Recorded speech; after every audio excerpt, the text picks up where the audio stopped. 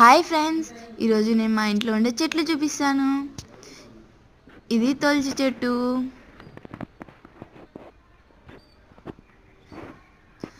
అది తమలపాకు చెట్టు,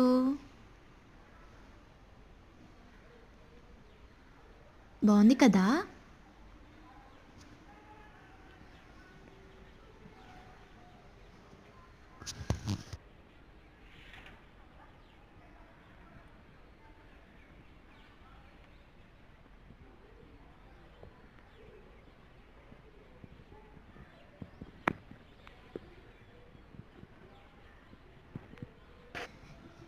ఇవి బెంగళూరు బీన్స్ అండి, ఎంత పెద్దగా ఉన్నాయో చూడండి.